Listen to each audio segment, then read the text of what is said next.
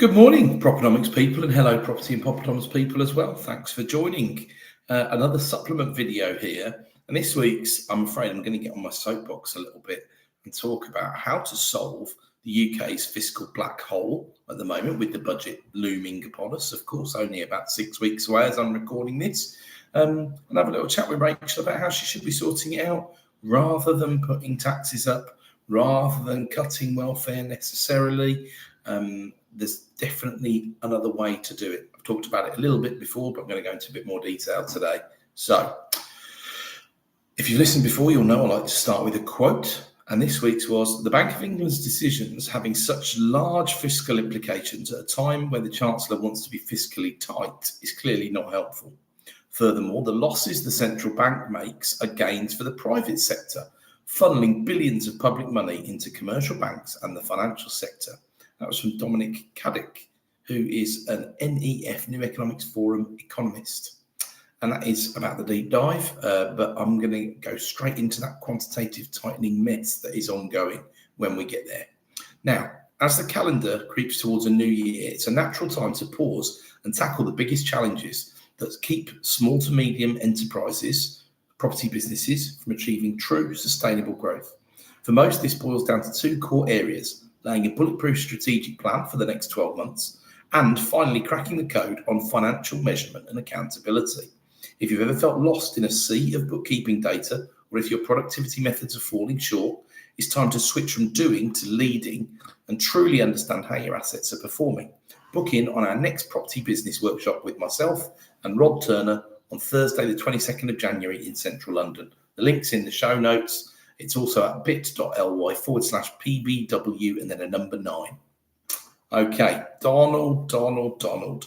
It could have been such a momentous week personally if the gong had gone his way, but the Nobel Peace Prize will have to wait at least one more year.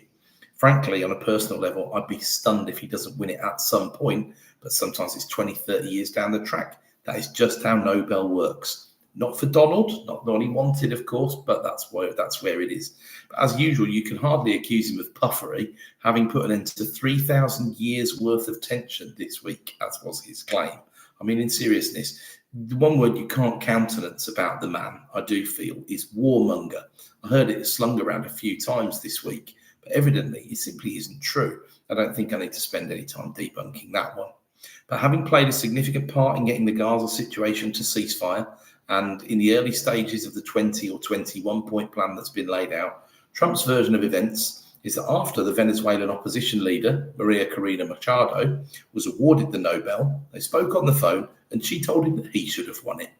I would keep your eyes open for next year. As I've said, the betting markets had a separate favourite, which was a Sudanese organisation, right up until the end, and the betting markets gave Trump about a 20 to 25% chance. So it perhaps wasn't the shock that the White House made it out to be. All part of the veneer, though, of course. Still, the headlines were stolen again late on Friday as we reverted back to the word of 2025, the tariff. The beautiful word, we were told, the most beautiful.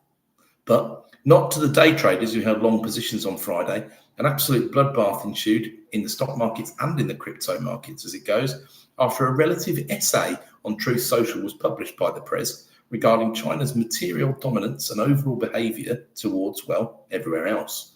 A letter had upset Mr. Trump and others. Essentially, it comes down to China seeking strategic control of their supply chain and protecting their semiconductor manufacturing industry by whatever means necessary, it seems. That seems to be the next arms race that's well underway, AI and computing power. I saw a stat this week, and I didn't have time to establish the veracity of it, I should add. Without AI-related growth, US GDP growth this year, so far, would be 0.1%. But it's not the US who are the only ones making noise here. This is not smoke and no fire. The EU, South Korea, Japan have all already spoken on this matter, and they're not happy for a variety of reasons. Once again, as in the pandemic, when the revelation that 90% of US pharmaceuticals were made in China at the time that hit the headlines, the dependency on the Chinese supply chain is shown to have geopolitical weaknesses at the top level, and the drive for lowest cost has hidden costs downstream. The economist in me therefore looks at all of this and thinks one word: inflation. What did the Trump essay mean? Well, a market bloodbath, Nvidia leading the charge, cutting over $200 billion from its valuation. The overall market haircut was over $1 trillion. Welcome to 2025, when one tweet cost the world's wealthy $1 trillion.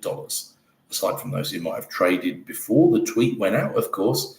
Oh, did I say that out loud? Mr. Trump highlighted that this was a strange day for China to choose, given the Middle East situation. And those of us who've been around long enough would be inclined to agree. Never believe in coincidences. Meanwhile, after these two momentous events, the US government shutdown continues. 4,000 plus layoffs have been suggested across government departments in the interim. Trump's approval rating amongst low-income voters is down from 40% to 35%, according to recent polling, which also shows that more disapprove of his handling of the economy and the shutdown than approve of it. Perhaps he's been a little distracted elsewhere, some might say. Higher income groups have got a higher opinion of him, however, than they did before. Many pointed to the continued deployment of the National Guard. This week was Chicago, as an action not congruent with a Nobel winner. And then New York Attorney General Letitia James was also in the lawfare crosshairs herself. She got stuck into Trump in 2023, so her time came to defend a rental property that was on a resi mortgage, as I understand it. The case, she paid a lower interest rate than she otherwise would have done. The penalty, up to 30 years in jail and up to $1 million in fines. The reality of the situation, it just looks like a bit of tit for tat. My thoughts at the time were simple. If you come for the king, you better not miss. You can't suggest for a second that it won't make some others think twice before tangling with the orange man. What is the continuing narrative? High octane, high pace, high risk stuff from the Donald. I'm stunned investors are not more nervous, and also stunned there hasn't been more fallout from some of these plays as yet. The realistic short-term impact is that US growth is a few clicks lower than it otherwise would have been, which is always hard to prove because what's happened has happened and the rest is modelling. But the tariff situation has cost households and sent more money to the US coffers. And I've seen figures like $1,300 a household this year so far and things like that. The other word that's been brought back to life this week has been TACO, which stands for Trump always chickens out. So they see this as a TACO trade. He says something really tough. It opens negotiations. Everything drops like it did on Friday.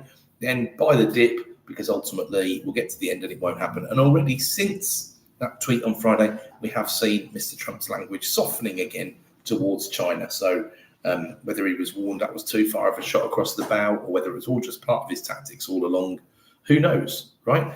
And look, filling the US coffers with tariff money or whatever money, they need it. In reality, a balance between the growth and the deficit.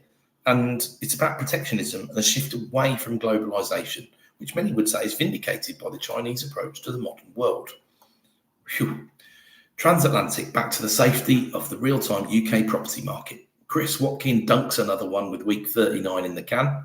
Listings printing 34.3k, down 1,000 on last week as the market quiets after the typical September glut. My 10% more stock than the normal market ready reckoner continues to work on the back of about 2 years of overperformance of listings compared to historical averages. There have been 1.41 million homes listed this year so far, and we're 10.4% ahead of the 9-year average. But that does include 2020, which I always think pollutes the figures a little bit. And we're inching back towards the 2024 listing numbers now. We were 6 and 7% ahead of them at certain points in the year, but we're now only 2.4% ahead. But we're still 10% ahead of what was being listed before the pandemic. So, how many price reductions in week 39? 25,600. September, we saw 14.1% of stock reduced. So August was 11.1, but it looked like an anomaly, ultimately. We've seen about 13.1 this year in total, on average, I should say. And the 5-year average is only 10.7. So there's a lot more reductions going on. 22% more reductions, and the fact there's more stock. If you add that 22% on, and then you add on all the extra listings we've got as well, which is at least 10 or 15%, there's more like it's well in the 30s, if not 40% more reduced stock than there would normally be on a market. We've still had over 100,000 price reductions in the past month. If you can't find a deal, you just got to keep the legwork up and you'll get there. You don't see 13% plus of stock being reduced in strong markets by any stretch. Then 25,600 sold subject to contract, exactly the same number as the price reductions as it goes. And the average for the year, 26,100. But week 39's on average print 25,700 over the years. So very, very smack on average for sold subjects. But like I say, more stock there, same amount of demand roughly as average has been for the past 9 years. Sold subjects are up 5.3 on 2024 though, and they're up 13.3 on the pre-pandemic market. Still nearly keeping pace with 2022.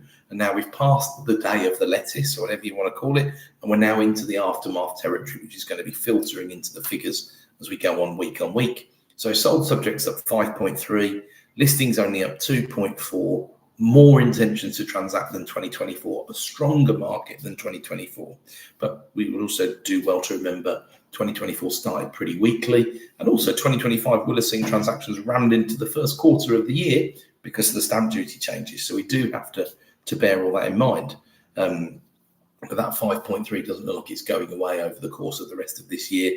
I think we'll probably end the year 4 to 5% above where we were in 2024 on sold subject to contracts. And we'll probably see nearly an extra 100,000 transactions on the back of all of that as well, which is largely what people like Zoopla are expecting as well. They're pretty good on transaction volumes and numbers. Now, we went into October. So as of the 1st of October, there were 751,797 homes on the market, right? That's not the peak. The peak was 763,000 at the beginning of August. September normally is a rise. It was a rise on the 1st of September's number of about 15,000, not a ridiculous number. Let's see how many listings we keep getting versus how many sold subjects and completed sales and withdrawals that we keep seeing. It feels like we're going to put a few more on in October so far, but we're not even halfway through yet, so it's far too early to call it. Now that 750,000 odd number, that was 660,000 before the pandemic. So we're still seeing 90,000 more, or about 15% more on the market, right? In a seller's market, you tend to see below 600,000. Depends what's caused the seller's market, but you tend to see below 600,000 pieces of stock on the market. So we're miles and miles away from a seller's market, a good 20-25% away. 12 months ago, end of September 24, 723,000 were on the market. So only about 28,000 more than that. So not a huge, it's kind of played out over the year and is coming back more towards the mean, although there's still plenty of stock out there. As apart from anything else, landlords continue to dispose. I've seen numbers saying that 30% of stock in London on Rightmove, for example, is ex-rental stock. So that's a huge percentage compared to the percentage of stock that is in the private rental sector in London. But of course, it depends who's buying it. If owner-occupiers are buying it, it's coming out the rental market. If a corporate is buying it, it's staying in the rental market. But what we know is that's not creating new units, ultimately. So Chris always gets the sold subject contract per square foot, which I'm always keen as using as a good metric, right? £336.54 a foot in the first few days of October. Now, that's the first few days, so don't read too much into that. But it's lower again than August's number. We haven't had September's number proper yet. I'm hoping we'll get that next week from Chris at the end of this week, but not a lot higher. The August number was 338.78. And that was only 1.4% higher than August the year before and 14.25% higher than August 2020.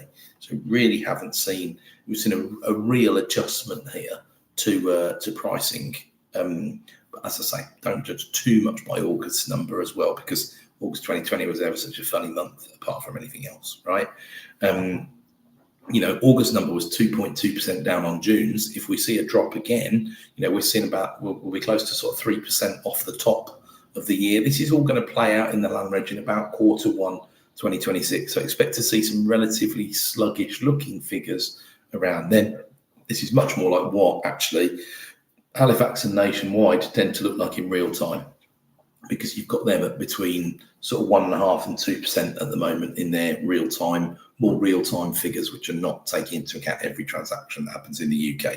So there's a trade-off between accuracy and timing. And I do like to be as accurate as possible, of course, but I do appreciate we all need data to work off in the now. That's half the point of doing all of this and you listening to it, I would imagine, right? So that October number is 3 days of sales. So let's just bear that in mind before we worry about prices going down too much.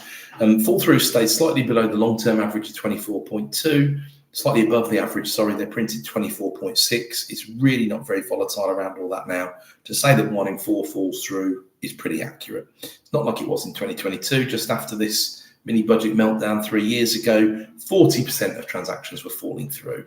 A lot of people didn't necessarily realise if the transaction fell through, they wouldn't keep their cheaper mortgage, which was suddenly looking in danger. And of course, some transactions fell apart because the lenders wouldn't necessarily have honoured the mortgage offers that they'd made. But there isn't a huge chronicle of all of that. I don't know how that actually played out in the end. I know how it played out in my group of businesses. And some lenders were not ethical about what they did, and some lenders were highly ethical about what they did. And I'll always remember that, quite frankly. So where are we? Well, net sales wise, 19,400, pretty good. 4.5% up on last year so far, 10% up on the pre-pandemic market, only 6,000 behind the net sales at this point in 2022. So when that meltdown has really kicked in, you're going to see us kick well forward in 2025 of the number of net sales. So that's gross sales minus fall throughs, the actual number of sales that go through, that are going to go through to completion. They're still sale agreed until they complete, of course, so it's not a guarantee, but it's the best number we can use really for actual transactions that takes out the noise of any fall throughs that occur with, stamp duty cliffs and goodness knows what else that sometimes happen. Now, Chris also did a bit of bonus content this week around London versus the rest of the UK. So in August and September, the sales agreed to listings ratio in London was 40.8%. In the rest of the UK, it was 75.4%. So it gives you some real context as to just how slow and difficult the London market has been. Now, it's always lower. There's always lots of stuff on the market. I think there's more unrealistic vendors in London than there is anywhere else in the country, to be honest with you. But still, that is a truly big gulf, ultimately. Now, he's included August in this analysis. I don't blame him because it's the recent month. It doesn't necessarily help. I'd love to see this on an ongoing basis, Chris. If you're taking any tips from me, I'd love it if you would keep this one in. Let's see what happens when October's in the books as well. I always give Chris this weekly shout out because he's much more prolific than just this epic tome that he releases every week on the UK property market. Great stats. His YouTube is at Christopher Watkin. He publishes his article on the Property Industry Eye website where you can give it a like, a comment, a share and all the rest of it. Connect with him. If you're in the industry and you want to support in growing your business, to be a more effective communicator, to be more in touch with your local market, to look more like a local market authority, that's Chris's core business. So make sure you give him a shout, and he does some fantastic work. So thanks for all you do, Mr. Watkin. I appreciate you. Okay, now it's time to be so macro. Construction PMIs were out this week, as was the KPMG REC jobs report as well, which I'm going to slide in here as well. Halifax released their price index, and the RICS residential market report was out. And then, of course, we have gilts and swaps to consider as well. So construction PMIs, output falling, but falling at the slowest pace for 3 months. Well, we nearly got a positive headline there, which is impressive considering the print was only 46.2. However, last month it was 45.5, and before that we were sub 45, so fair assessment. 46.2 breaks back to 46.8 for resi building, 46.4 for commercial work, and 42.9 for civils. That's 9 months in a row below 50 now, which also coincides with 9 months in a row of lower employment numbers in construction. What does the expert commentary say? Well, the downturn in orders was the least bad so far in 2025. Talk about thankful for small mercies. What about business activity expectations for the next 12 months? Well, worst it's been for 3 years. Bearish or what? I guess the firms can feel they haven't yet seen the bottom of this little mini cycle or whatever you want to call it, construction recession. Some would say 9 months in a row of shrinking PMIs, and they're waiting for this bottom before they get more optimistic. But it's a bit of a self-fulfilling prophecy, isn't it? And the actual national figures around construction don't play out quite as badly as what's been said there. So the GDP figures would disagree with that, but I'm pretty sure we're going to enter an effective construction recession when Q3's GDP figures are out. It would be a big surprise if we didn't, because the PMIs are not that inaccurate apart from anything else. Where are the positive areas of growth? energy security and infrastructure. But the looming budget, of course, has once again been mentioned as preventing CapEx commitments from being made in September in construction. And this 9-month period of job shedding is the longest consistent period of job shedding since the pandemic. And that's the closing sentence. How about the jobs report? I'm guessing expectations will be quite low here. Once again, positivity amidst the misery. Permanent placements declined yet again, but at the slowest rate for a year. Has the job market nearly absorbed 70 or 80% of the employer's national insurance shock?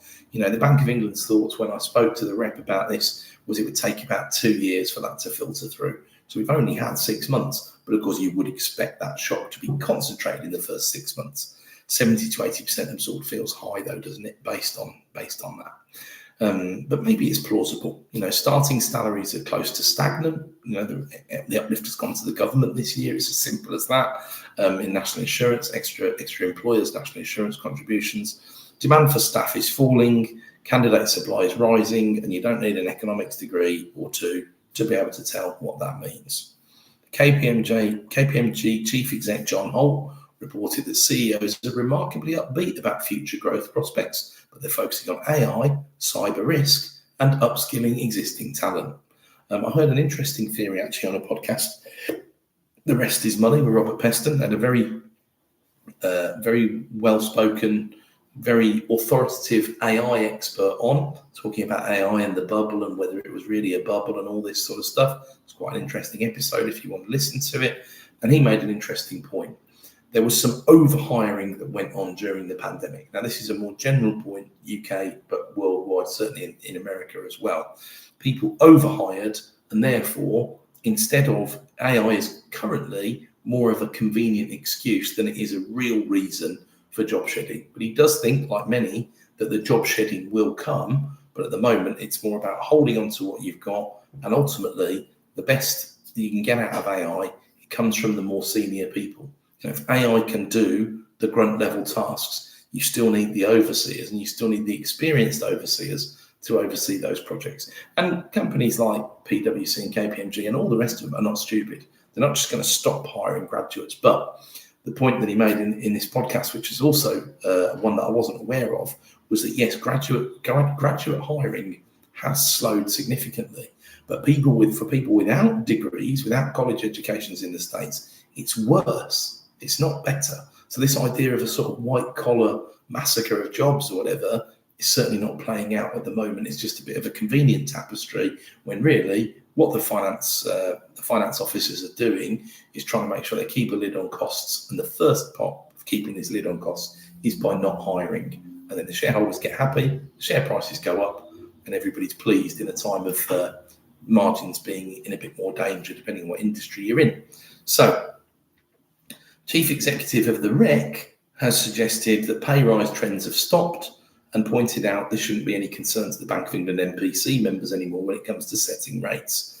That's Neil Carberry, and he suggested a pro-business, pro-growth budget would have significant positive impacts. I hope he's not holding his breath, and I'm sure his tongue was firmly in his cheek when he said that. Halifax House Price Index next, and up it wasn't. Indeed, the world fell apart, according to some headlines, and Charlie Lamdin was shouting from the rooftops. The index was down 0.3% month on month. The annual growth rate is down to 1.3. What did the head of mortgages, Amanda Bryden, have to say? Well, she talked about the sideways market. Apparently, since January, we're only up 0.3, according to Halifax. First-time buyer figures show an average house price of $236,811. Now, that first-time buyer price is up 1.7%, according to Halifax. And there hasn't been time yet for these relaxed stress tests around first-time buyers to really kick in. So I don't think that's too reflective of that. I think it's more reflective of the fact that cheaper houses are still eminently transactable. More expensive is harder, and there's more reasons to hold off on more expensive house purchases because you're worrying about removal of CGT relief, you're worrying about extra stamp duty punishing you for having a house over 500 grand, which would create the world's greatest cliff at 499,999, wouldn't it? Although I'm sure that would be increased every year with inflation or whatever. And then Amanda Bryden also wheeled out the usual party line about improving affordability. And look, it's slow, but it is true. if houses aren't moving upwards very much in price and wages are ultimately, of course, it depends on the other costs of living and inflation and all the rest of it. But if you're getting a real terms pay rise, which everybody still has been over the past 24 months or longer, then ultimately you are still looking at housing that's becoming more affordable, not less affordable. Halifax has got the northeast up 4.8 and the northwest up 3.9. The southwest in comparison is down 0.2. Scotland up 4.5. Northern Ireland still winning, though, depending on which side of the fence you might be on, at 6.5% up year on year. London plus 0.6. The southeast plus 0.2, so just in the black. How about the RICS residential report then anyway? Well, the print of minus 15 on the balance was the best for a few months. As the headline, RICS prefers subdued momentum as the correct description of the current UK housing market.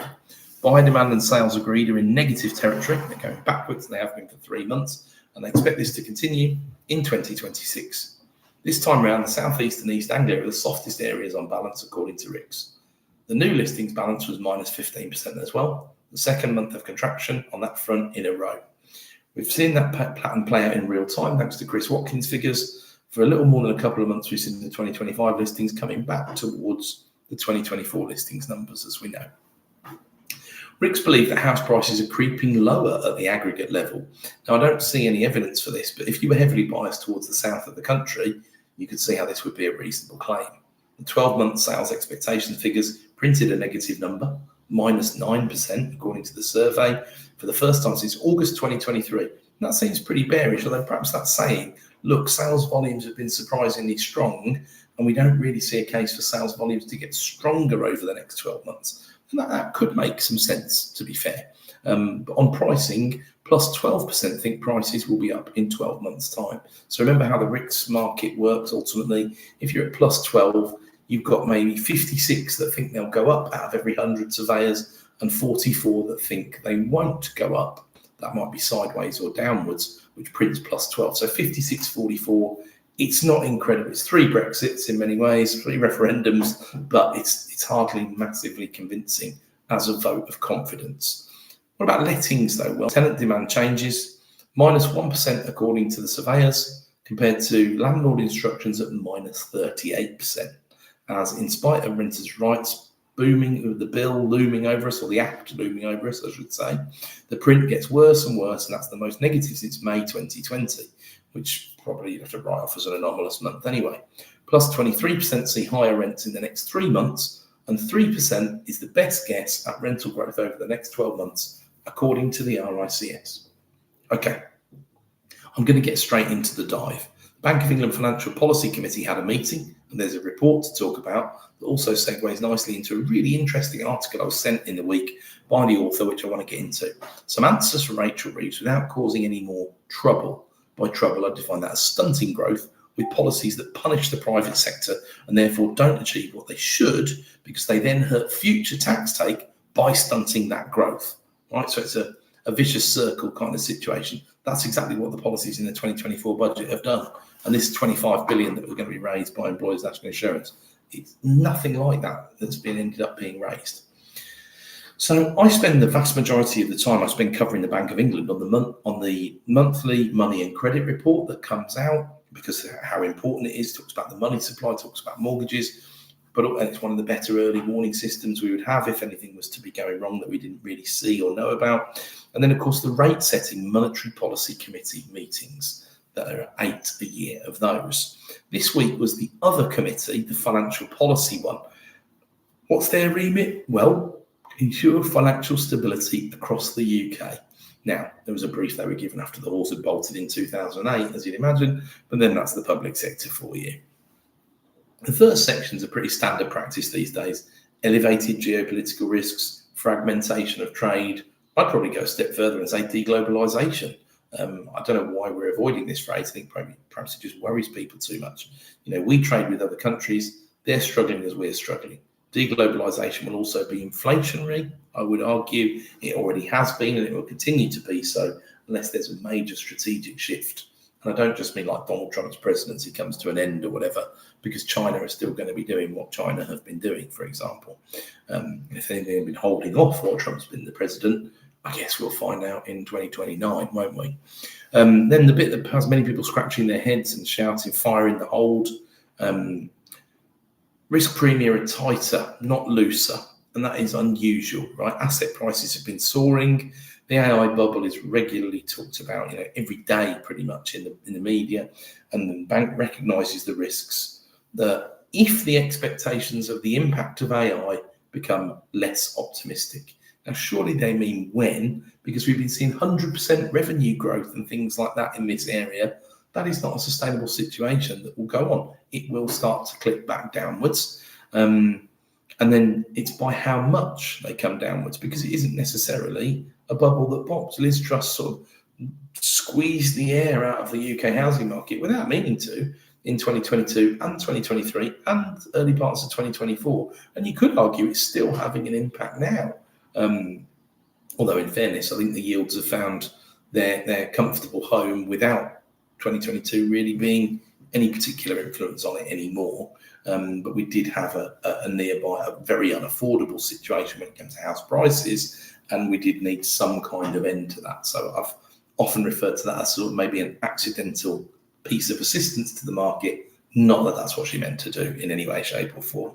But the bank then talks about defaults in the US automotive sector. These are linked to credit provided to low-income families in the southwest US. And the FPC is effectively saying, don't lend money to people who can't afford it.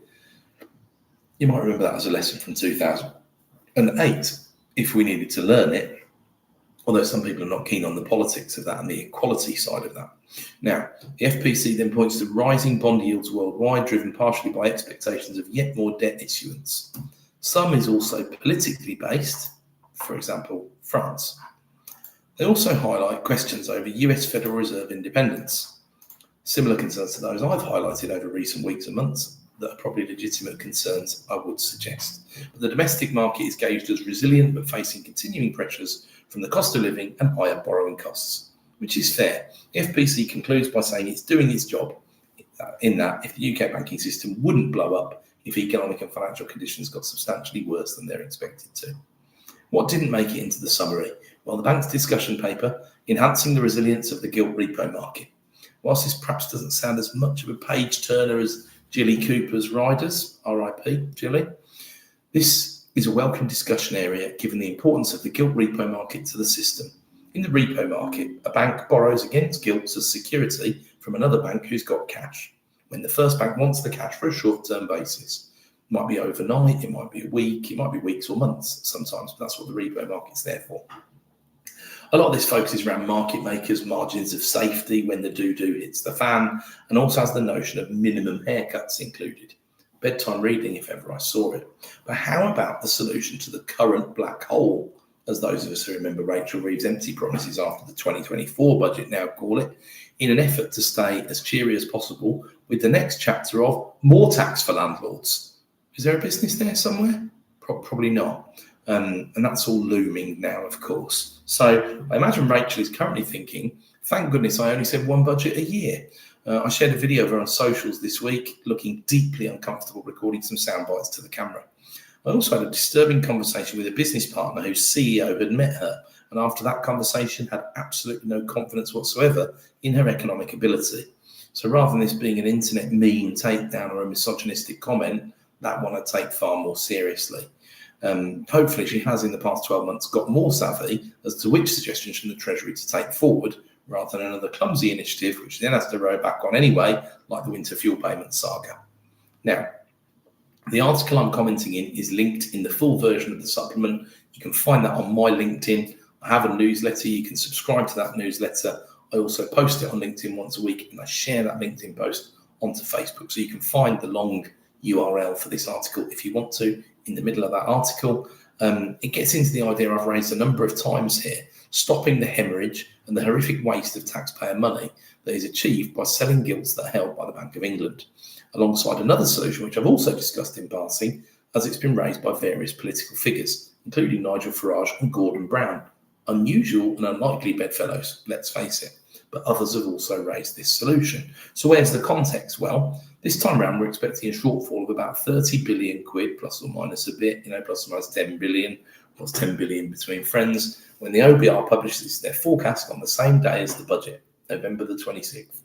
There are some huge riders to that, right, based on productivity estimates, growth, and the likes, and we won't know those until budget day.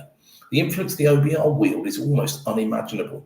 Just one more thing to thank Gideon George Osborne for, the man who learned economics on the job, when he was the Chancellor of the Exchequer, a weapons-grade enemy of the private landlord. In terms of debt borrowing, in spite of many negative headlines, until last month, we were actually doing okay for a change on forecast. That absolutely fell apart in August figures, which were released on the 19th of September, showing that we've borrowed 11.4 billion more than the March forecast. This was due to, mostly according to the OBR, revisions based on increasing by local authorities so far this year. Also, August VAT and other tax receipts were lower than expected, 3.2 billion lower, no small beer. Again, this doesn't really cover it, does it, on this forecasting? But the solutions to said black hole exist within the central banking system, is the argument. Firstly, interest on commercial bank reserves. Simply put, central bank reserves are mandatory up to a point, right? There are regulatory requirements for the amount of capital you have to post, regulatory requirements that were tightened post-2008, for example, and regulatory requirements that are much more conservative than they are in the United States, which arguably is why you see banks in the US going bust on a more regular basis. But they have a very fractionalized system, 4,000 plus banks in the US. They're much bigger single entities in the United Kingdom market, much more regional in the US. And if you remember back to early 2024's banking pops that happened, there was one that specialized in crypto that was called Signature. These banks were outliers in terms of where they were on their risk curves. And they took big risks, and ultimately it sent them broke. And that's how the system's supposed to work, to an extent, although we get much, much more nervous about the idea of a bank going bust in the UK. So the argument is the commercial banks haven't minded this anywhere near as much as December 2021, when the interest rate started to go on the rise, right? At one point, they were getting 5.25% on £800 billion plus of QE-related reserves. Yes, the bank had printed the money. That's what we say in common parlance. What we really mean is they were electronically created. And these reserves were the mirror image of the bank's QE and asset purchases, which were basically gilts. So, if only the supplement had the budget of The Big Short, I would be cutting to Margot Robbie at this point. But sadly, we've got to press on with me. The bank bought, say, 100 million of gilts from a pension fund. The pension fund holds an account at a commercial bank. The bank credits the commercial bank's account with 100 million that's just been created. That's the new money. Then it receives 100 million in gilts in exchange for that it's just created. Yeah. And then if the vendor, say they wanted to then buy some more gilts to replace those gilts, it would either buy those gilts from the secondary market, or it would buy them in new issues from the debt management office when that comes out. So gilt auctions are held regularly. The 100 million is now held at the bank's reserve account on behalf of that commercial bank electronically, and the 100 million cash payment is now in the pension fund's account with that commercial bank. Clear? Well, I hope so. But if it sounds like a bit of a work or a move or a scheme, well, that's because it is, right? Pre-2008, commercial bank reserves were 20 billion quid or so. By 2022, they were 900 billion quid. Yep. So that was costing less than $1 billion a year. Still no small beer, right? In interest when bank rates were 0.1%. But at 5.25, it was costing north of 45 billion a year. And that one really sneaks up on a government, as you might imagine. So how do you get that down? Well, think about three basic ways. Number one, you get the base rate down. But the Bank of England is independent and it doesn't worry about that 45 billion because that's not its job. And yes, I'm serious there. It worries about setting the correct rate of interest for the wider economy. And when you put it like that, that does sound reasonable. That's part of its point, right? Number two, you engage in quantitative tightening, but how you do it is an issue, particularly in terms of time horizons. And these first two are to an extent related. Now, I'm going to pause there before I get on to the third one. If you tighten, then to use the money printing analogy, reverse, you're burning money. What you're really doing is retiring these gilts and not replacing them with new gilts to keep the same amount of extra money in the system. If you sell them when rates are high and you bought them when rates were low or ultra low, guess what? You've lost money. However, you start paying that interest out on them as well. So that's handy. Or there's a trade-off there ultimately. Lose 10 billion today or lose X billion over Y years. That is the formula for consideration. Back to number 3 then.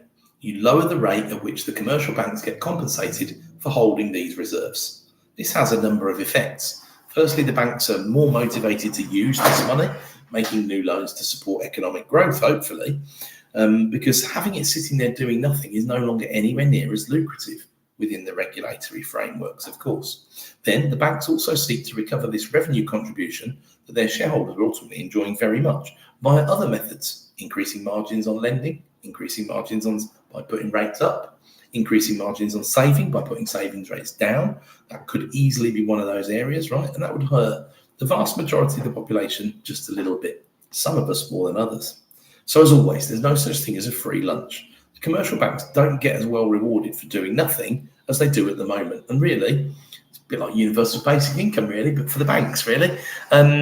They weren't really rewarded at all for this between 2009 and 2021 if we concentrate solely on the base rate. And of course, the QE side of things was ramping up at the time. We started with a mere couple of 100 billion, which ramped up to nearly $1 trillion at its height. And we're sitting at about 600-ish today, I believe. Now, the second argument that John, the author of the article, makes is one that he already knows I'm absolutely on the same page as, right? We share that with a smorgasbord of people from all sides of the political spectrum. Stop the quantitative tightening process, which may well save around 10 billion a year just by stopping it. This is where we actively sell gilts into the secondary market at a massive loss compared to when we bought them, right? That's because when we bought them, they yielded between nothing and perhaps up to 2%. So they were priced at or very close to face value. And when we're selling them, or have already sold them, because this all started happening in 2022, after they got rid of Liz Truss, that was supposed to happen before, we're selling them at lower values because yields are higher. There's very little reasoning outside of a heavy economics discussion as to why to be a net seller of gilts rather than just letting the gilts expire at face value.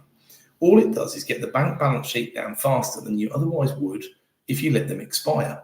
The interest that you pay to yourself, effectively as a nation, is ultimately returned to the Treasury anyway. So I'm talking about the interest on the gilts that the bank owns rather than the commercial bank reserves, which is the way in which the extra money, the quantitative easing money, was distributed. I appreciate it can be a bit confusing, but just try to stay with me, right?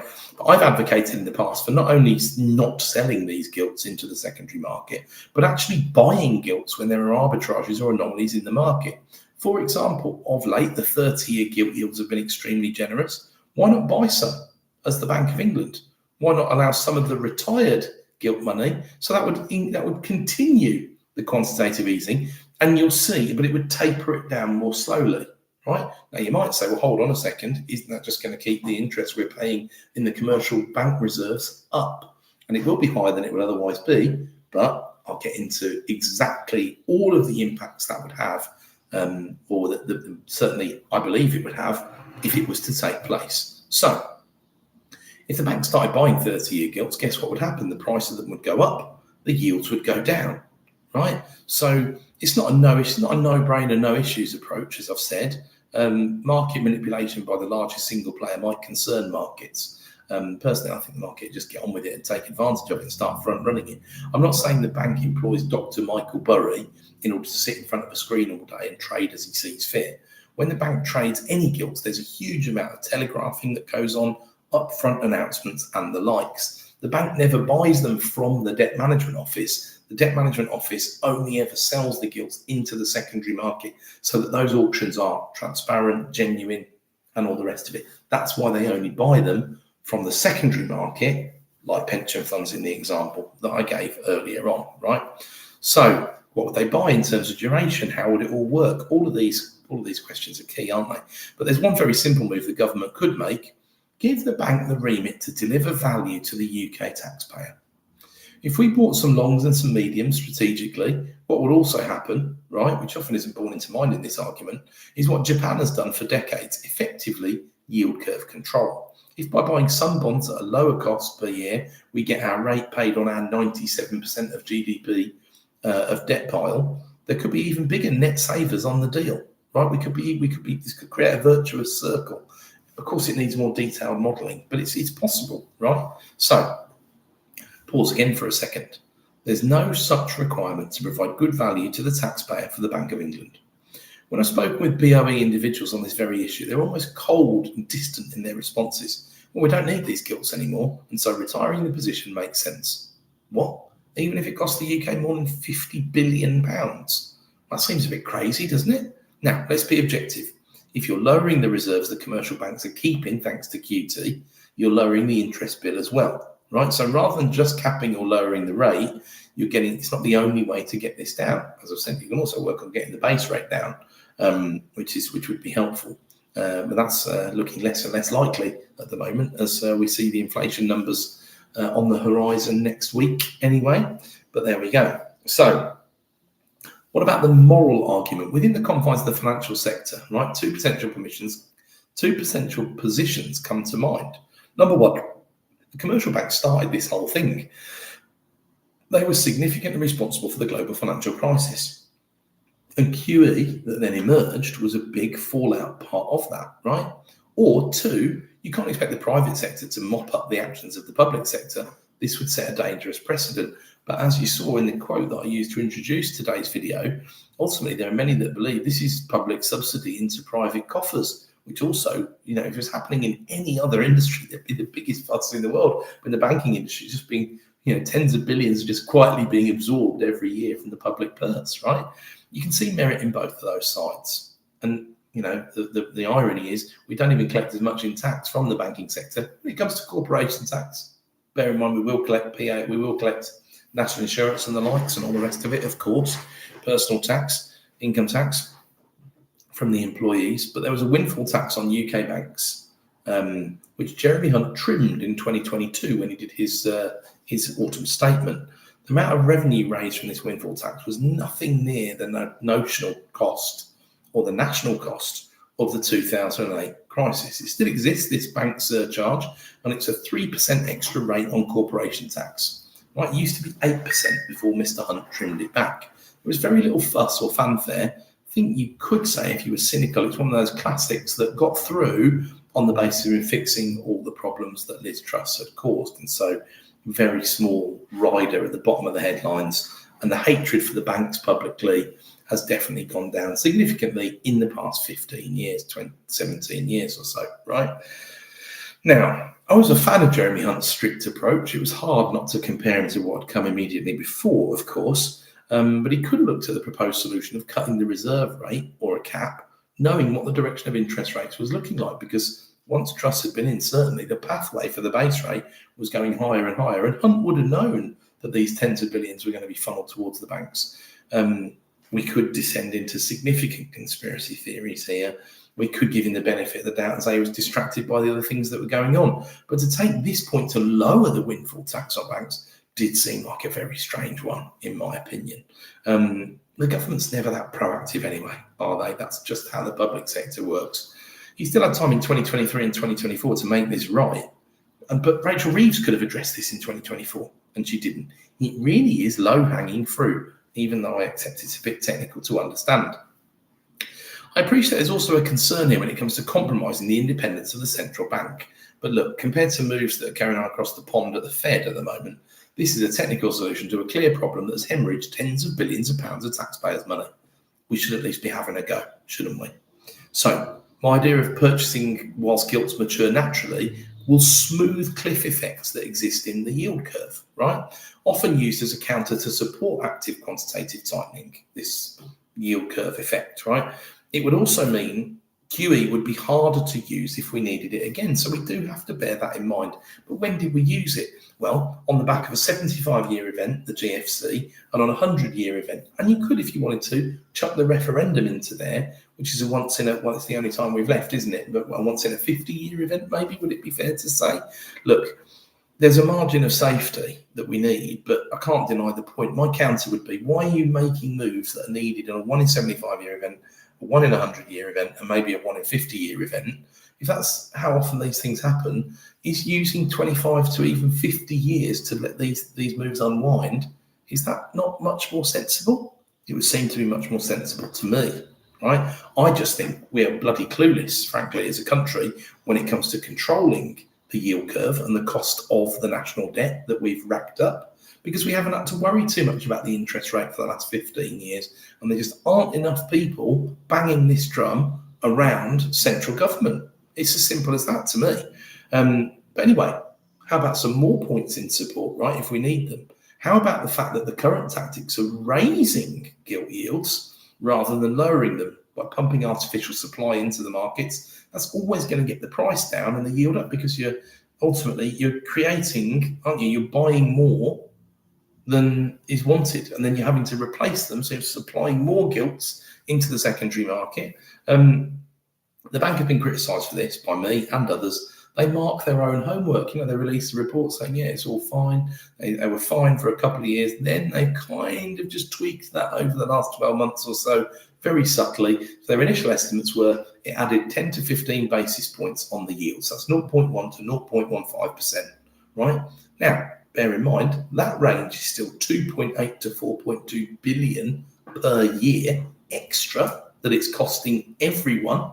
Right, that's just the government that it's costing. So it's costing, I suppose in many ways it's supporting the savers and it's costing the borrowers. But you need borrowing for economic growth. So I think I'd be quite clear on which one of those two is more important. And that 0.1 to 0.15 has been debunked pretty much since. The cost of the longer bonds was shown to be closer to 0.7%. So the bank was actually out with its marking of its own homework by a scale factor of 5.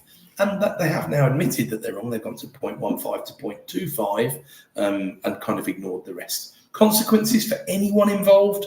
Zero, apart from the cost to the public purse, of course, which, as I say, is in the billions. So did Jeremy Hunt understand this and ignore it?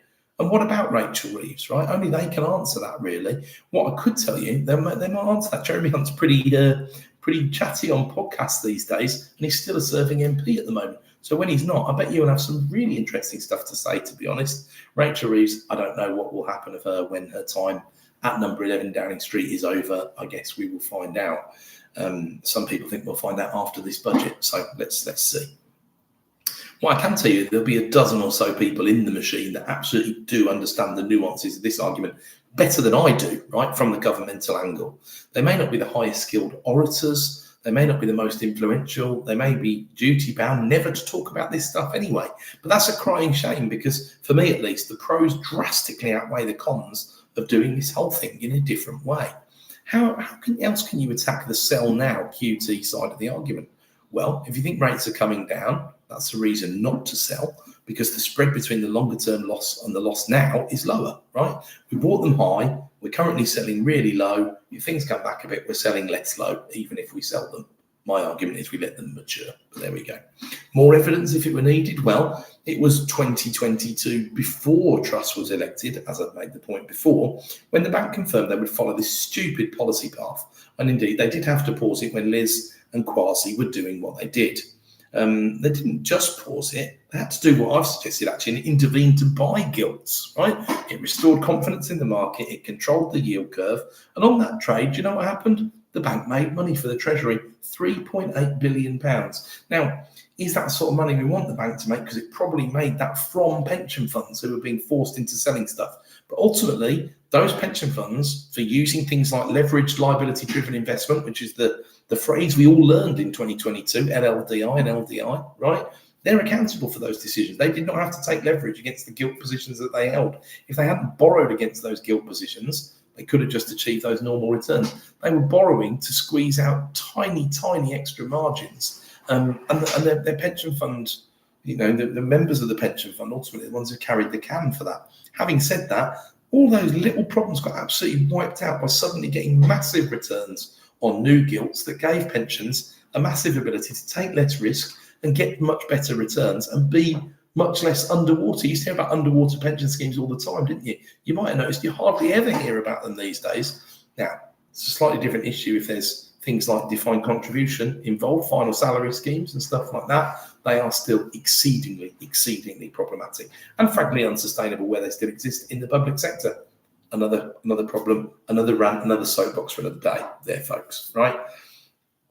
But the middle ground, which is more John Newton's argument, who sent me the article, what do we aim for? Well, what about minimising the expected lifetime cost to the taxpayer of QT, subject to not compromising market functioning and monetary goals? Yeah, get rid of shorter dated bonds when possible, or just don't sell them. Sell only when the net present value of the trade is positive for the taxpayer. Publish a framework, carry versus crystallisation, so it can be taken into account by the OBR, for example. Lose £1 today only when it saves more than £1, adjusted for inflation, tomorrow. Right? You can probably tell I'm a bit more radical on this front than the middle ground is. Right, but who's to blame? Well, ultimately, the government. The bank is left doing bank things, lost in the theory of economics.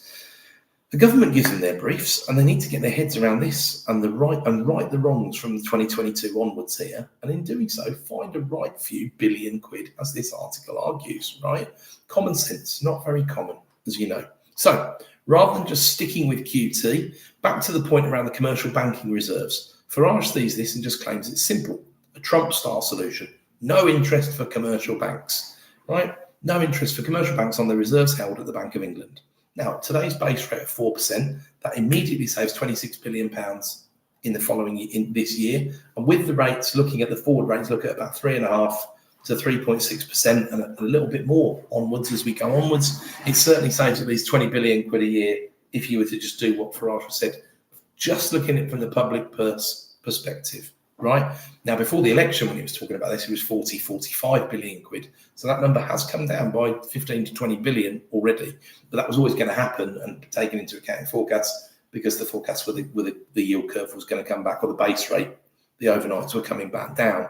Now, my concern remains that the commercial banks seek to make this money back rather than taking it on the chin, because that's how business tends to work. And they do that by raising their margins significantly on lending and saving, which hurts everyone a little bit, as I've said. But so far, we've lost about £22 billion in the difference between the interest saved by selling the gilts and the losses that we've actually booked, right? 45 billion losses, 23 billion in coupon payments saved, net present value-wise, I believe that is. The likely cost to gilts that are being sold at the moment at rates that are too high. As I said, the bank quietly nudged things up to 0.15 to 0.25. Well, I think you'd put that in the high single-figure billions cost per year and call it 7.5 billion on new debt issuance, right? So we're already talking there about black hole filled potentially at the midpoint estimate. So perhaps you can see why I'm so excited about this issue, rather than more tax that is going to stunt more growth in this country. Now, the ultimate conclusion, it's not the smartest way to unwind quantitative tightening, what's going on at the moment. Do it mechanically and it loses money. That's what we're doing at the moment. That's what we've done. We're still doing that at the moment. Do it intelligently and it could save money, right? So back to the other point anyway, for completeness, how about bank rate gets tiered rather than just scrapped, as Farage has suggested? Gordon Brown's one who's advocated for this a little bit. John Newton's article advocates for doing it a bit more strongly on the back of a recently published paper by the IPPR Institute of Public Policy Research. Now, listen, Gordon's been in the headlines a bit at the moment because gold's above $4,100 per ounce as I'm recording this, and that cost us a good 30-40 billion quid when he sold the reserves at a horrifically low price. Anybody who looked at a 100-plus year graph of the price of gold would have known that was a shocking time to sell gold reserves. And what's pushing gold up at the moment, irony of ironies, is central banks around the world massively increasing their gold reserves. Why? They haven't got the same faith in the US dollar that they had at the beginning of 2025. So, European Central Bank only pays the policy rate on tiers of reserves, and excess tiers earn 0%. Thank this as having a punishment for reserves that are too large. Although whose fault is that when it's QT? I've already had that moral argument with you and put that out there. Swiss National Bank does the same. Bank of Japan pays the policy rate on a small portion and then zero or even a negative rate on the rest. If you're going to adopt a long-term position where unwinding takes far longer, as per my suggestion, then the Japanese system is probably the one to follow, simply because they've got 30 plus years of recent experience of doing this and maintaining monetary stability. This isn't the same as advocating for 200% plus of GDP being held as debt, please note. Although do remember, even when you hear Japan mentioned in this context, 230%, 250% of GDP as debt, that is their gross debt position. It's not their net debt position, because they hold, aside from everything else, $1.3 trillion worth, I believe, of US government bonds. So their net debt position, drum roll, is actually better than the UK's net debt position, because we hold so little in terms of other assets to offset that 97%. We're at about 85%, I believe, and Japan is at about 75% net debt. And of course, net debt is much more important than gross debt, but Japan always gets all these headlines. They've done a pretty good job of controlling their yield curve for so long. And look, it's a different country, different attitude towards inflation. Population is already shrinking, it's not growing. Different attitude to migration. Lots and lots of things I could go into. I'll save for another day, right? Well, how about you just ramp back up the windfall tax on the banks to recover this money? Well, the issue is that was only raising a couple of billion quid extra when it was 8%. So it's nowhere near the 25 billion plus still going out the door on the back of the reserves of the commercial banks being paid that interest. So I think just leave that one alone, personally. I wouldn't have cut it if I was Jezza, but he did, and now it's done, it's done. So next step in actually doing something about this would be to brief the commercial banks you're thinking about moving to a tiered system, with 0% being paid over and above the reserves that are ultimately set by the regulators, governed by the Bank of England. Let's see about what they say they would do. And of course, you could argue commercial bank reserves don't need to be held at the Bank of England, right? But you're going to put them somewhere. So they're part of the function of the Bank of England, so they ultimately probably are, right? So back to John Newton, the author of the article, who shared this with me in the first place and started this entire rant. Where's he at on the solution side? He's got a long and illustrious history working in public policy, housing, PFI, and lots of other interesting areas. He says cap the interest rate at 2% rather than 0, as per the above. Less dramatic than the Japanese solution, but the Japanese economy has lived at very close to 0 interest rates and 0 inflation for over 30 years, although that has changed in the past couple of years, mind. John uses the numbers from this IPPR recent publication, which is called Fixing the Leak, which is certainly credible. What's the saving from this? 35 to 40 billion this Parliament, right? We're on the same page on pausing gilt sales saving, according to the IPPR, £10 billion plus per year, although my active buying solution is more radical. John feels we can tax windfall-wise or tier, but I think the political noise around this is better at the tiering, saving the taxpayer money, and pausing the sales argument than the tax the banks rhetoric, although to an extent this is how you want it to land politically, depending on which party you're from, of course. But a windfall-style tax would need to be so much more aggressive than the bank surcharge, it doesn't really make a lot of sense. So John is also happy to an extent to compromise the Bank of England independence by making the bank and the Treasury jointly own the public implications of the asset purchasing facility and quantitative tightening. And I would agree with this, right? It's a risk worth taking and a special project on the back of an extreme response to 2 large and genuine crises, arguably 3 or 4, actually, as it goes. If you were to count the referendum and how much it shocked the markets, regardless of what you think about Brexit, and if you were also to count the energy price shock, which was related but different to COVID, you've got some really genuine, remember the government had to underwrite up to 60 billion quid's worth of utility bills. It didn't end up being that ugly, but that was the blank check that Liz Truss wrote. And that wasn't the thing that sent the markets wild. It was the tax cuts on top of it that sent the markets wild. The point is that the amount of bonds held by the bank goes down every year. I would call it net quantitative tightening, right? But there's a taper. There's some buying and some selling within my framework. The time horizon that's acceptable is decades, not years. It isn't permanent, but it plays the game as currently framed, certainly within the OBR's 5-year time frame, which is ultimately how we run the public finances these days. Now, John also advocates for stronger scrutiny from the Treasury Committee of the link between fiscal and monetary policy. Now, we might disagree here, but that's because in all the committees I've ever listened to, when the bank are in front of the MPs, I've only heard about 2 or 3 voices on the committee side that have really given me any confidence at all that they understand what is being said and what the implications are. They often end up explaining quite simple things to people in the Treasury Committee meetings, which is beyond disappointing, apart from it's quite depressing to listen to be honest with you. His final point really is improve communications with the public so you can actually understand all of this. Now, I'd love to get a bit of feedback here because did I present it in a way in which it's understandable? It made some element of sense in any way, shape or form? I hope so. My personal belief is that this is very hard for non-nerd types who have studied economics for a long time, partly because there are parts in the system that do, frankly, sound like they're a bit of a Ponzi. And, well, people think that can't be right. It can't be right what he's saying, but it is, right? There should definitely be a set of Ray Dalio-style videos explaining this. We have to rely on Ray's How the Economic Machine Works, which is obviously more US-focused anyway, as the best example of making that knowledge remotely accessible to people. Why don't we do more of that? But ultimately, wherever you land between John's very sensible position and my more radical position, doing something would be demonstrably better than the status quo for a well-controlled and limited amount of risk. Unlike, for example, the 2022 budget. By the way, what was the ultimate irony? Well, if Liz had understood any of this, this would have saved the vast majority of the $45 billion that she wanted to spend in unfunded tax cuts on an annual basis. What a sausage she was. One more piece of context that's important here. What are the annual profits of commercial banks in the UK? Well, once again, we're at about 40 billion. So if you take away the excesses here, do you just have an inherently unprofitable commercial banking sector? Well, there's an easy answer that fits into the rules of the game. Taper it down over 5 years. Why 5 years? Well, it enables the OBR to take it all into account by the end of the forecast period. Right? Back to the enforced behavioural change argument then.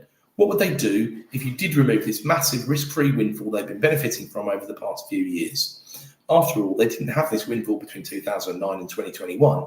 Now, they weren't in a great position to moan during a lot of that period, of course, because they caused the situation that we found ourselves in. But they did have support of various initiatives, such as funding for lending, for example. Not exactly the equivalent of Help to Buy for householders, but, it did move the needle. So I turned to today's oracle, GPT, to forecast what the change in behaviour might look like in chat's opinion. What did it think? A PR campaign on policy confusion would come out, with the government taking the blame for higher interest rates on mortgages and lower interest rates on savings. However, it suggested returns on equity would fall from 10 to 12% in banking to 6 to 8%.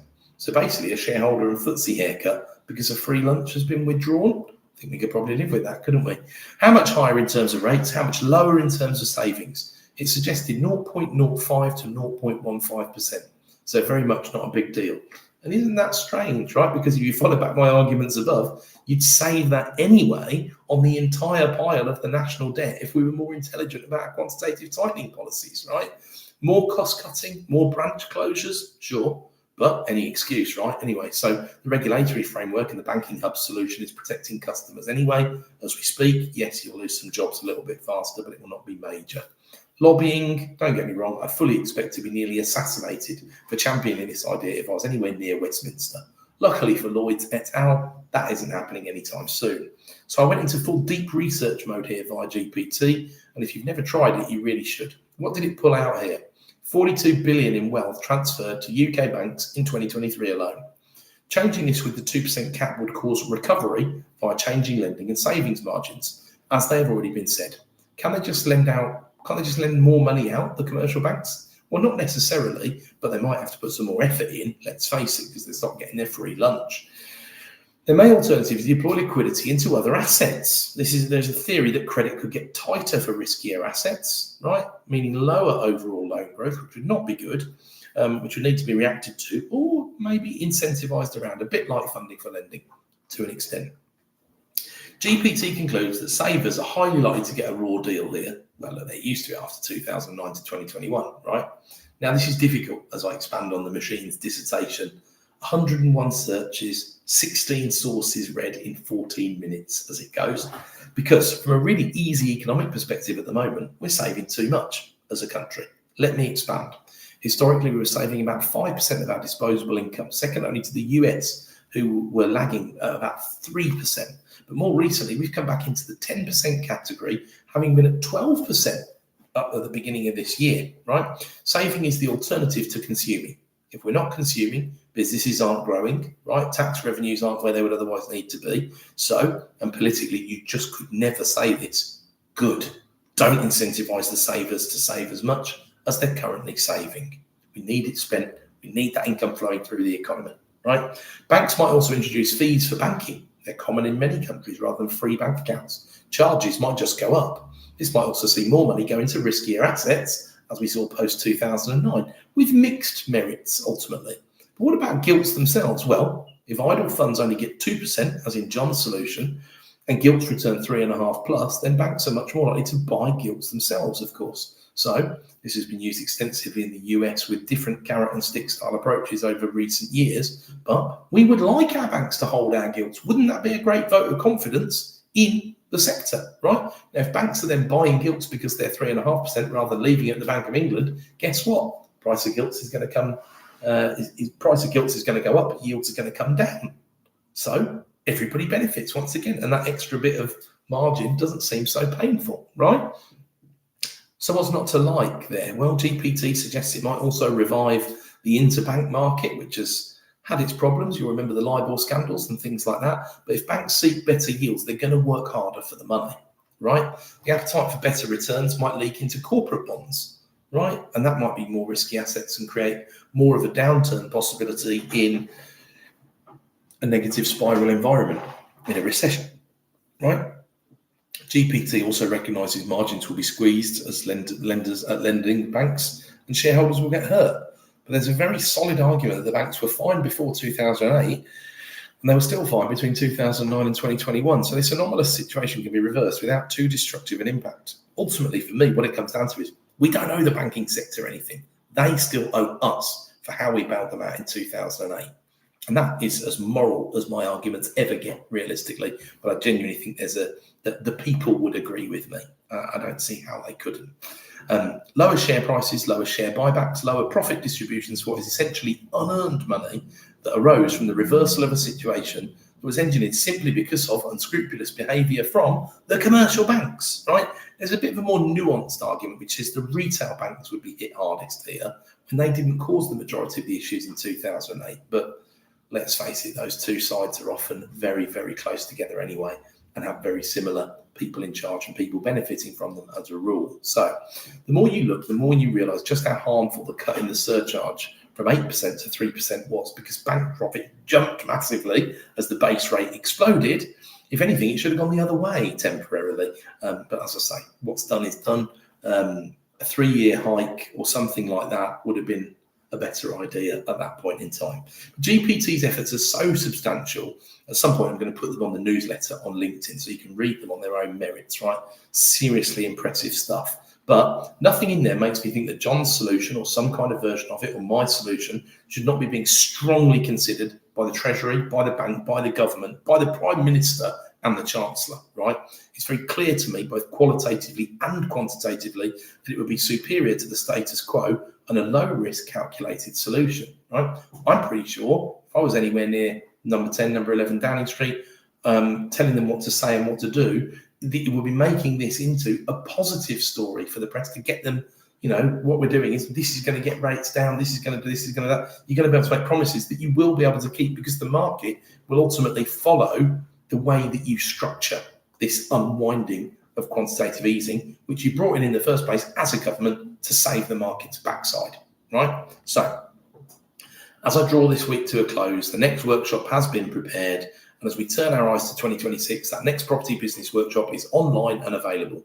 We're going to start the year with a bang. We'll be discussing strategic planning and how to get the most out of the next 12 months with some of our own methods and takes on productivity and time management alongside systems and processes. The other half of the workshop is about the most common pain point in SME property businesses: accounts, bookkeeping, and group accounting. This is about measuring asset performance, not how to use zero, but how to make the most out of financial information. What should you be seeing monthly, and how should you interpret it properly and use it strategically to grow your business safely but quickly? As always, we have real-life case studies about our own experiences and close with our no-holds-barred Q&A. Anything individual to consider? Get yourselves a VIP ticket and join myself and Rod for dinner in a smaller setting with an opportunity to discuss any specific roadblocks or issues in your property business at the moment. Join us Thursday, the 22nd of January 2026, Central London, bit.ly/PBW and then a number 9, link in the show notes. But above all, please make sure to remember to keep calm, always listen to the supplement, of course, and carry on. There are opportunities abound this year and towards 2030 and beyond. The landscape has been set for a surefire bull run. It's slowish, it's going to take a while to get off the ground, and the amount of stock around at the moment is still keeping things suppressed at the moment. But as the market continues to improve slowly, it's a case of here we go, in my opinion. Thanks for listening.